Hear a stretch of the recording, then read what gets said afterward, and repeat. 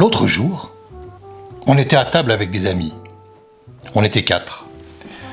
On mangeait des côtes de veau aux champignons et à la crème, accompagnées de petites patates rissolées dans de la graisse d'oie. Oui, du léger. C'était celui qui nous recevait qui avait cuisiné. Mais à sa décharge, il habite à Brive-la-Gaillarde et se fournit au marché. Alors forcément, les produits sont fameux. Il y eut à un moment donné un drôle d'échange, alors que chacun tricotait dans son assiette avec ses couverts. Cet échange m'a amené à m'interroger. Un de mes copains a demandé à un autre « Tu manges pas tes patates ?» Et l'autre a répondu « Je les garde pour la fin. » Pourquoi ? Parce que c'est ce que je préfère. Je mange toujours ce que je préfère en dernier. Le troisième est intervenu. « Ah, moi c'est le contraire. Ce que j'aime le plus, je le mange en premier. » Ah bon ? Mais après, t'as moins de plaisir. C'est pas vrai. Je garde tout le long du repas le plaisir d'avoir mangé ce que j'aime. C'est bizarre. Moi, j'avance crescendo dans le plaisir. Je commence par le plus petit et je finis par le plus grand. Mais alors, t'as presque plus faim quand tu manges ce que t'aimes le plus. C'est du gâchis. Tandis que moi, je m'explose les papilles et après, je redescends en douceur. Et s'il y a quelque chose que t'aimes pas, tu termines dessus ? Non, je le laisse dans l'assiette. Tu es un jouisseur et toi, un économe. De mon côté, je disais rien.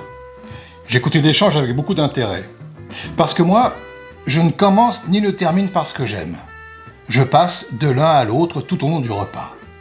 Un bout de viande, un champignon, une patate, un bout de viande, un champignon, une patate, un morceau de pain, un champignon, etc. Je me suis bien gardé de dévoiler à mes amis ma manière de consommer mon plat. J'aurais pas su comment me justifier. Pendant qu'on terminait nos assiettes, donc, et que mes amis continuaient à comparer leur façon de manger, je me suis posé une importante question qui m'a un peu saboté le repas, je dois bien l'avouer. Cette question est la suivante. Est-ce qu'il en va des habitudes culinaires comme de la vie ?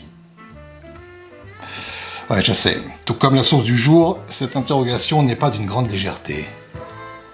Mais comme je n'aime pas laisser les questions sans réponse, j'en suis arrivé à cette conclusion. Si c'est le cas, alors certaines personnes se jettent immédiatement dans le plaisir, consomment tout ce qu'elles peuvent pour ensuite redescendre en douceur vers l'ordinaire, tandis que d'autres avancent lentement, à petits pas, vers l'allégresse, afin de terminer l'existence dans un bonheur absolu. Et tout comme moi-même, il existe également des gens qui s'évertuent à être constants, à passer d'un plaisir à l'autre, à garder du bonheur pour la fin sans jamais s'en priver tout au long du chemin. J'en étais là de mes réflexions à la con quand notre hôte nous a posé la question fatale. Qui c'est qu'en veut ? On a tous tendu nos assiettes, parce qu'il faut bien dire que le copain cuisine foutrement bien. Et tandis qu'on plongeait dardard dans le rab, j'observais mes camarades du coin de l'œil afin d'affiner ma théorie. Le jouisseur dégusta ses patates avec ses champignons, laissant la viande pour la fin. L'économe épongea d'abord toute la sauce avec du pain. Quant à moi, j'attaquais la viande avant qu'elle ne soit trop froide et me préparais à terminer sur la garniture. En fin de compte, mon hypothèse ne valait pas un clou. À moins que l'on considère que le premier service correspond à la première partie de la vie et que le second concerne la vieillesse. Ce qui voudrait dire qu'une fois atteint un âge honorable, on laissera enfin tomber nos habitudes pour explorer de nouvelles façons d'apprécier l'existence pour le peu qu'il en reste. Cette perspective était intéressante, elle méritait d'être étudiée. Seulement voilà, je commençais à caler et je n'avais pas encore avalé toutes mes patates.